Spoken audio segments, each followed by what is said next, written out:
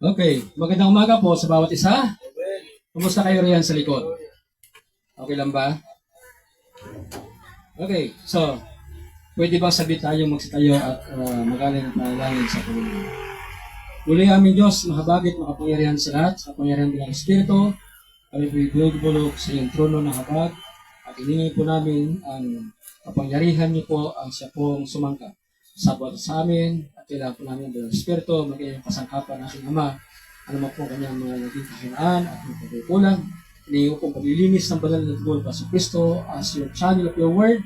May your Holy Spirit be upon him and cleanse him truly in your power and God, and even bestowed upon him the outpouring and answering power, anointing of the Holy Spirit. Thank you, dear Heavenly Father.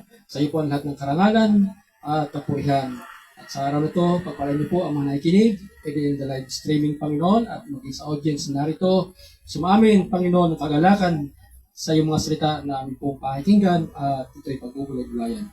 Sa iyo pa rin po ang lahat ng papuri, lahat ng karangalan, lahat ng espiritu at kaluluwa sa paligid ng nabot ng tinig ay pasakop kayo sa pangyarihan at sa Diyos sa pangalan ng Pansucristo ng Nazaret.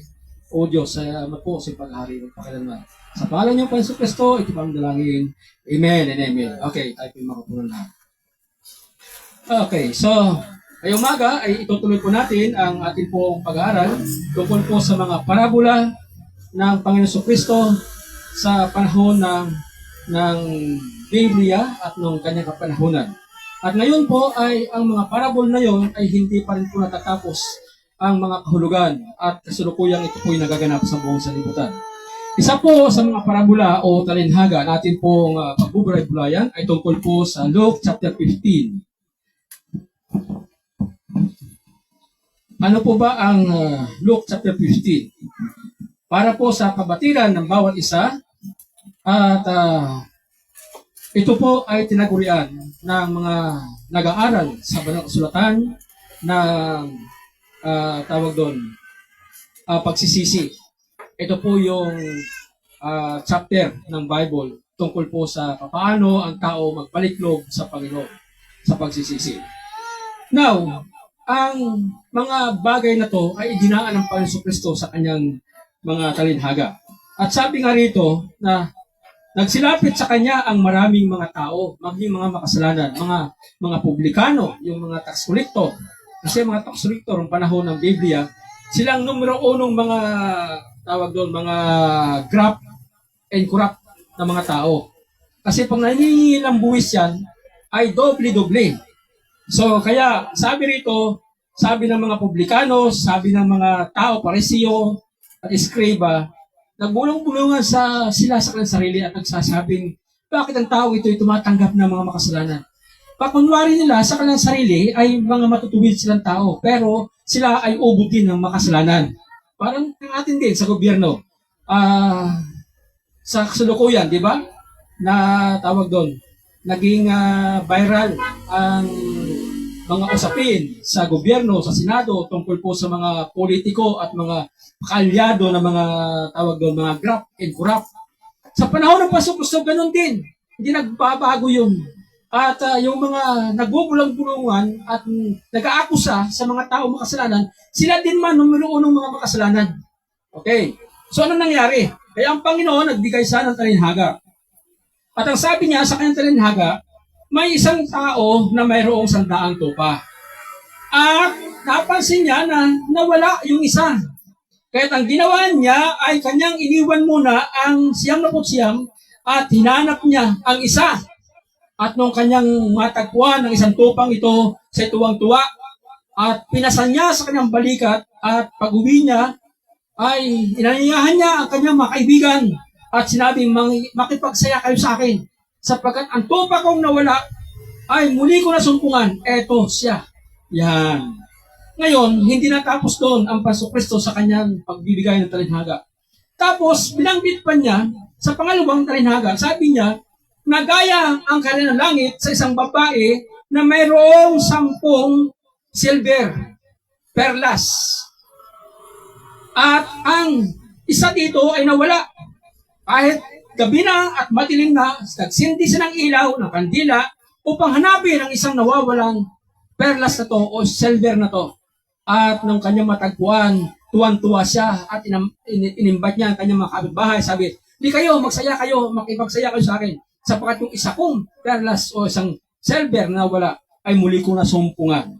Anong sabi ng Panginoon? Sabi niya, verse 10, likewise I say unto you, there is joy and the presence of the angels of God over one sinner that repented.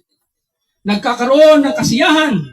Sabi rito, yes, there is joy and the presence of the angels of God over one sinners that repented.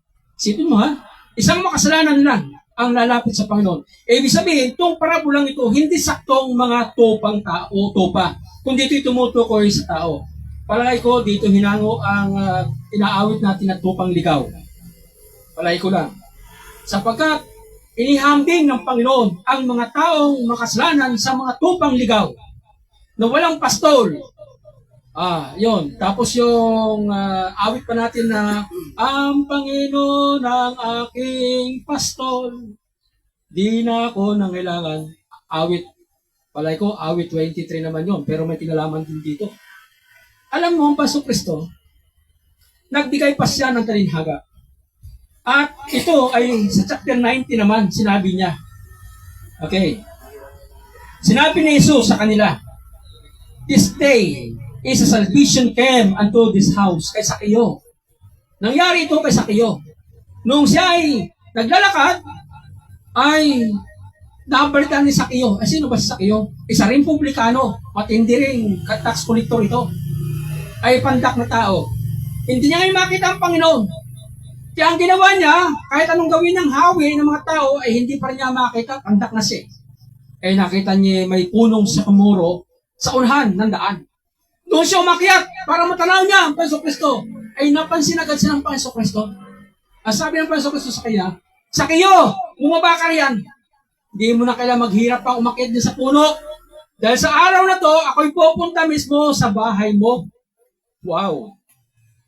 Kaya sabi ng Panginoon ganito, sapagkat ang anak ng tao, verse 19, ng Luke 19, verse 10, for the Son of Man is come to seek and to save what was lost.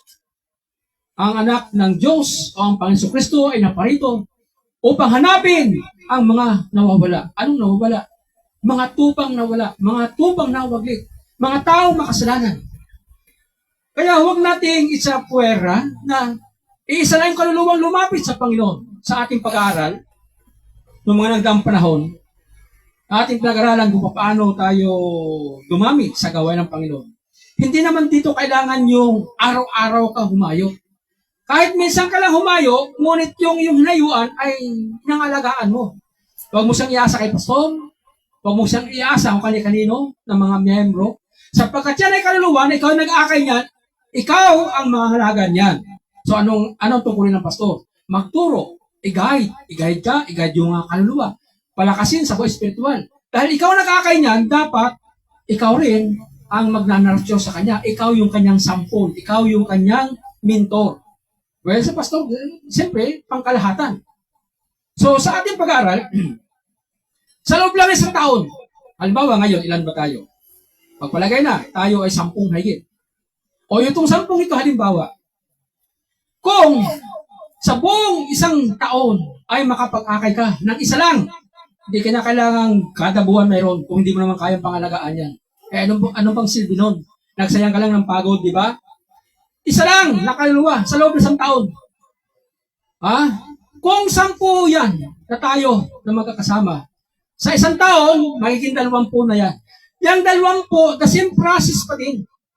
Yung iyong nanarcho, yung iyong inalaga ang kaluluwa, pagpatuloy yan sa Panginoon dahil ikaw yung nagmulan Ikaw yung naging mentor, kumbaga. Kung sa networking, kumbaga, mga downline na yan. Yung second level mo, sabi nga, yung pangalawa, dahil yung direct mo, inalagaan mo, tapos yung isang yan, nakapag-akay din siya ng isa.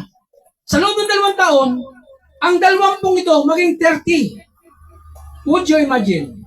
Within 5 years, ilan ang membro ng church? Diba? Kung yan ay nagsimula 10, within 5 years, 50. Solido yan ha, mga kapatiran. So wag nating hahamakin, wag nating mamalitin na isa lang yung kaluluwang naakay sa Lord. Ngunit kung yung isang namang yan ay talagang solido at nagtuloy-tuloy yan. Ma-imagine mo yan. Kaya pagka sinasabi natin self-propagating church, ito ay nanganganak. Ito ay lumalaki. Hindi ka na kailangang mga apo. Okay, maganda nga, may mga apo. Nagsisalaki sila. Yung bang mga churches kasi, mga bata pa na sila, hinubog na sa Lord, yung mga bata, hanggang naging kabataan, hanggang doon na nagkaasawa sa congregation, lumaki, talagang yun din ang paraan nila. Pero yung sinasabi ng Panginoon sa kanyang sanda, tama na proseso, G12, okay lang G12 talaga rin, biblical pattern din sila, pero ang sa aking pananaw, isa lang na kaluluwa. Pag ang lahat ng kapatiran na dumadalo sa gawa ng Lord may bitbit isang kaluluwa sa loob ng isang taon, at yang binitbit na kaluluwang yan, ay huwag mong kawawalan, sapagkat yan, kumbagay anak mo na sa spiritual. Sa loob ng 5 years ang church, sigurado, maging 50 po ang mga kapatiran. Well, ano ang punto ko rito? Hindi natin doon pinag-usapan yung pagpaparami ng church. Ang punto ko rito, mahalaga ang isang kaluluwa. At ang sabi ng Banal ang mga anghel sa kalangitan ay nagkaroon ng kagalakan. Ang sistema kanito, marami tayong inakay sa Lord, ay nasaan na sila. Diba? Kasi wala po tayong tawag ng proseso ng pagmimintor. Ikaw na nagdala sa Panginoon yan, ikaw yung magmimintor niyan. Kung hindi mo alam paano, igagay tayo ni pastor. Magtulong-tulong tayo ng pastor, ng mga kapatiran na may akay na kaluluwa upang sila maging solido sa Panginoon. Dahil hindi lang nagkakaroon ng kagalakan ang mga kapwa, mga kapatiran sa iglesia pagka may mga kaluluwa na naragdag sa Panginoon. Higit sa lahat sa langit, ang hukbo ng kalangitan ay nagkakaroon ng kagalakan sa trono ng Diyos nang dahil lang sa isang kaluluwa na lumalapit sa Panginoon. Okay. So, pangalawang natalinhaga sa ating nabasa ngayon ay yung tungkol sa isang babae na mayroong 10 perlas. Perlas ba nakalagay dyan sa inyo? Perlas. Sa nabasa kanina, pilak. Pilak o perlas? Dito sa akin, silver eh. Pilak. Silver. So, napapansin natin, ano ang kahalagaan ng silver. So, dalawa lamang po ang klase ng pananalapi, ang currency ng pera ng mga panahon yun. Isang ginto, isang pilak. Ano ba yung pilak? It is white gold, kumbaga. Pilak. Ngayon, ang pilak natin, napakamahal. Diba? Sa Facebook, maging sa TV, sinasabi isang coins na antique, na pilak, nagkakahalaga ng 100,000. Ganon siya katindi. Ngayon, mahalaga ang pilak sapagkat currency ng pera yan. Yan nagbabatayan yung palitan ng pera. Now, sa salaysay ng Panginoon, sa kanyang kwento, sa parabulang ito, about sa kaluluwa, kanyang idinaan na ang isang babae sa kwento ay mayroong 10 pilak. At ang 10 ito, nawala yung isa, ay madilim na. Ang ginawa ng babae, nagsindi siya ng kandila upang hanapin ang isang nawawalang pilak. At nang kanya matagpuan, tuwang-tuwa siya. At nag-imbita pa ng kapitbahay. At ang sabi, di kayo, magsaya kayo. Kasama ko. Kasi yung isang pilak ko, 10 sila, nabawasan isa. At hinanap ko at muli ko natagpuan. Kaya sabi ng Pastor Kusog, ganyan-ganyan ang hukbo ng kalangitan. Nagkakaroon ng kasiyahan sa isang kaluluwa na nagbabalik loob sa Panginoon. Tanong, yung bang 99 na tupa at yung 9 na pilak ay hindi ba mahalaga sa Lord? Yan ang tanong. Bakit niya ito iiwan? Hindi niya iniwan para pabayanan. Ang 10 dito ng kaisipan na pwede nating maunawaan, hindi pwedeng ang isang kaluluwa ay mapaliwala sa harapan ng Diyos. Ganon siya kahalaga. Papapansin natin sa panahon ng ating pag-aaral nang nagsisimula tayo sa parabola. Yung pong perlas Nang makita ng isang negosyanteng tao ang isang bukid na may natatagong perlas, umuwi siya sa kanyang bayan at ipinagbili lahat-lahat ng mayroon siya. Binili niya yung bukid, pasama pati ang perlas, upang ang layunin niya sa pagbili ng bukid na yun, kahit mawalan siya ng kanyang kabuhayan sa kanyang dating tirahan, di na bali, mabili lang niya yung bukid, pati yung perlas na yun. At yun ay tumutukoy sa isang kaluluwa.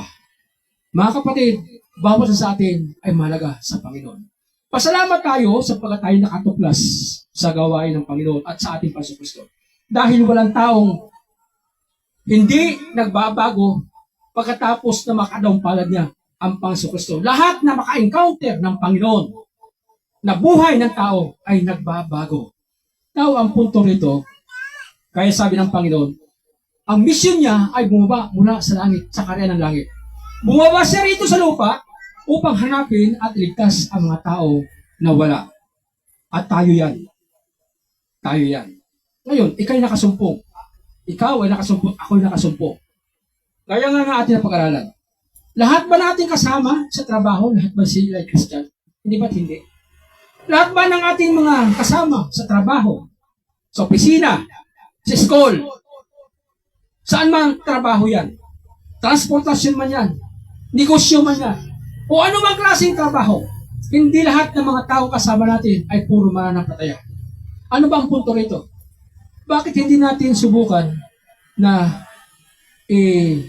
ano yung ating sarili, i-involve sa gawain ng Lord? Be a soul winner and do a personal work in evangelism. Ano ba silbi natin pinag-aralan ganito? Hindi ba't ang silbi nito ay upang mag-akay ng kaluluwa sa Panginoon? Kung teacher ka, o ay di, ang hayuan mo, kapwa mo teacher. Kung estudyante ka, hayuan mo, kapwa estudyante. Mayroon yung estudyante, nakakaakay sila ng mga teacher sa Panginoon. Estudyante yan, ha? Pero naakay niya teacher. Pwede rin teacher, naakay lang mga estudyante niya para madala sa Panginoon. Well, maganda ganun. Anong punto rito? Ang punto natin dito, huwag tayong manghimagod, huwag tayong, huwag tayong kontento na tayo lang ang nakatuklas ng katotohanan. Why not try to involve yourself in personal work? Just say a few words about evangelism. Just cite a verse in the Bible about evangelism. How God saved the world, how God loves you, and so on. Sa simpleng salita, it might be ang banal spirito kikilo sa kanilang puso upang sila'y makakay sa Panginoon. Mga kapatid, sa umagang ito, salamat sa Panginoon dahil ginawa niya ang misyong ito. Nalala ko nga yung awit na papuri. Papuri ito ba yun? Pulyong to about sa ang Panginoon Kristo ang misyonero. Siya ang isang dakilang misyonero na nag-aakay ng mga kaluluwa patungo sa Panginoon Kristo upang sila'y mahango sa liputan ito. Ikaw at ako, kapatid, ay binigyan ng Panginoon pagkataon para mag-akay ng mga kaluluwa. Hindi natapos dito ang parabolang ito. Alam niyo pa, pag binasa natin ng buo ang Luke chapter 15, lahat natin mababasa dito, gaya nitong topa na 10 na nawala ay 100, nawalang isa. Hinanap at namatagpuan, masaya yung may-ari. Babae na mayroong 10 pilak, nawala yung isa, hinanap. Sa pababang mga talata, ang mababasa natin dito, yung alibugang anak. Sa Luke 15, sikat na sikat ito sa alibugang anak.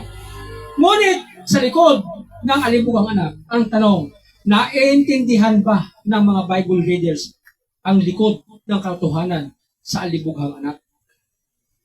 Kaya ang tanong, next Sunday, ating aralin ang alibugang anak. Pastor, yan ba yung angkop sa mga Kristyan? Nako, sobra pa. Kasi mayroon dito sa likod niyan na hindi mo naintindihan na maraming Kristiyano. Alright, madaling basahin. Naintindihan ng bagya, alibugang anak Diba? Dalawa sila mga kapatid. Yung panganay, nanatili sa kanyang ama. Yung bunsong anak, medyo wild, inangkin ang lahat ng kanyang kabuhayan at sabi, Father, ibigay mo sa akin yung gana sa akin at ako may aalis at ako may magninegosyo. Sa halip ng negosyo, o wala, paluging, pamumuhay, bisyo ang natupag niya. Babae rito, love dito, doon, magkabi-kabila. Nawaldas yung kanyang kabuhayan. Yung kanyang parte na pininta, nawala. Ngayon, nagbalik loob sa kanyang ama. Tanong, ano ang katuruan ng Lord sa likod nito? May kinalaman to sa mga Kristiyano. May kinalaman din ito sa mga tao makasalanan. Sa next Sunday, loob ng Lord, aralin po natin yan. Ngunit ngayon, kapatid, ang tanong, ano ang ibinubulong ng Banal Espiritu sa iyo at sa akin? Tungkol sa ating narinig na talinhaga, tungkol sa sandaan tupa. Yung isa ay mahalaga na matagpuan. Ano ang ipinapahawatig ng Banal Espiritu sa iyo at sa akin? Kapatid, gagawan mo ba na aksyon? Yung kausap natin araw-araw, na kailanman ay hindi mo nagawa ng paraan para sabihin ang Ebanghelyo. Baka isang araw ay mawala yan, o kaya pumanaw sa libutan ito, na hindi ka nagkaroon ng pagkakataon para sabihin sa kanya ang Ebanghelyo. Kailan mo pa dapat isa katuparan yan? Kailan mo sisimulan? Huwag mong ipagpabukas-bukas. Ngayon, gawan mo na ng aksyon. Mamaya, pag-iwahiwala natin, gawan mo na ng aksyon. Sabihin mo sa kanyang tapatan, matuwa man siya magalit, o kaya ay pagtawanan ka, huwag mong intindihin niya. Malaga, masabi mo sa kanya ang misyon ng Diyos tungkol sa kaligtasan. Yan. Pagdating sa mga bagay na material, maaaring ahid sila. Walang sapwera dyan. Pwedeng maging ahid sila. Pagdating sa edukasyon, maaaring mataas yung attainment nila sa educational attainment. Hindi pinag-usapan dyan. Walang, sabi nga ng Pastor Cristo, yung mayaman, kawawa. Mas maigi pa yung kamilyo. Makakapasok sa buong sa krayong kasi tao mayaman na hindi makapasok sa kanilang langit. Sabi ng Pastor Cristo. Ang batayan ng Diyos tungkol sa marunong, hindi yung maraming alam. Ang batayan ng Diyos sa marunong, yung taong nakikinig ng kanyang salita at sinasakatuparan yung kanyang salita. Yun ang taong marunong sa harapan ng Diyos. Kapatid, sa umagang ito, anuman ang pakiwari mo sa sarili, huwag mong masyadong bigyang diin ang sarili mong ikaw ay mababa sa mga nilalang. Ang posisyon mo sa harapan ng Diyos, kakaiba ay sa mga tao karaniwan. Ikaw ay may mahalagang misyon. Mas mataas ang iyong posisyon kasi ikaw ay anak ng Diyos. Ang dapat mo lang gawin, ibuka mo yung bibig, sabihin mo at ilabas mo ang mga sita tungkol sa Ebanghelyo sa kapwa-tao. Bahala na ang Banal Espiritu mangusap sa kanila. Gawin mo lang ang iyong misyon. The rest, hayaan mo na ang Banal Espiritu ang gagawa ng kanyang part sa kaligtasan ng tao. Okay ba yun, mga kapatid? Hindi mo problema dahil wala kang power para maging sa tao. Wala naman talagang power. Well, hindi mo problema yun. Sabihin mo lang sa iyong kapwa about sa gospel, about sa Word of God na kabisado mo. That's it. And let the Holy Spirit speak and convict their hearts. That's it. Mga kapatid, sumagi ito, yan po ang salita ng Diyos. Alalahanin mo, isang kaluluwa lang yan. Bukbo ng kalangitan ay nagsasaya. Isang kaluluwang nagbabalik loob sa Diyos. Malapit na pong Pasko. Ano kaya ang regalo mo sa Panginoon? Sa birthday niya. Pwede kang sa birthday ng Lord ay makapagdala ka ng kaluluwa. Pag mong dalhin yung mga Christian, lalo mahirap mag-akay ng kapwa Christian. Mga suwail din yung mga tigas ulo yan eh. ang dalhin mo ay yung mga tao na walang alam-alam tungkol sa Kristo. Sila ang akayin mo sa Lord. Dalhin mo sila sa gawin mo. Pagtulungan natin sila na ilapit sa Lord at makatanggap sa Kristo. Ngunit pagtalikod sa gawain ng Lord, ikaw ang responsibilidad niya. Ikaw ang halimbawa. Ikaw ang modelo niya. Pagpalain ng Panginoon sa mga ito, nawa ang Banal Espiritu ay banayad na nagsasalita sa puso mo sa araw na ito, kapatid. Tayong lahat ay nagsasayo, tayo manalangin. Glory to God. Hallelujah. Huli po aming Diyos sa mga makapangyarihan sa lahat. Sa lahat po ng bagay na to, kayo pa rin aming pinasalamatan. Kayo pa rin po ang aming pong pinupuri. Salamat po sapagkat naganap na po ang mission ninyo. At sabi niyo sa mga alagad ay humayo kayo sa buong sanlibutan. Ipangaral niyo ang Ebanghelyo sa lahat ng kinapa. Ituro niyo sa kanila anong bagay ang tinuro ko sa inyo. At narito, ako'y kasama niyo hanggang sa katapusan ng sanlibutan. Panginoon, salamat po sa iyong commission na binigay po sa amin. Ang aming po responsibilidad sa araw nito ay dapat namin din gawin ang paraan na ito'y masimulan tungkol po sa pag-aakay ng mga kaluluwa. Ngayon po ang kaarawan po ninyo, habang ito ay nalalapit, tulungan kami ng Banal na Espiritu makapag-aakay ng kaluluwa upang sa iyo pong kaarawan na siniselebrate ang buong mundo, mayroon po kami sa iglesia nito mga kaluluwang iaalay sa iyo bilang regalo. Sapagkat alam namin na ang kalangitan ay naghihintay at laksa-laksa at napakaraming mga anghel sa iyong hukbo ang nagsasaya kung may isang kaluluwa na lumalapit po sa iyo at nagsisisi. O Diyos, salamat po. Kaming mga mananampalataya at mga anak niyo, bigyan niyo kami ng boldness of ourselves to express and tell the truth about the gospel. Paano po ang tao mainggan na lumapit po sa inyo sapagkat kailangan na po namin ng kaligtasan. Ang sanlibutan ito ay pagulo ng pagulo, kahigpit ng kahigpit ang sitwasyon. At ang sabi nyo ay simula pa lamang, tatapot hindi pa ang bukas. Ang sabi nyo, ang ebanghilyong ito ay ng kaharian, ay papangaral sa buong sanlibutan. Kung gayon, darating ang wakas. Panginoon, salamat po sa iyo, sa iyong kalooban. Lahat ng ito ay sa inyo pa rin ang kapasalamatan, karangalan, kamatian. Salamat po Diyos sa pangalan niyo, ang Kristo. Ito po ang dalangin ng kasalanan. Amen.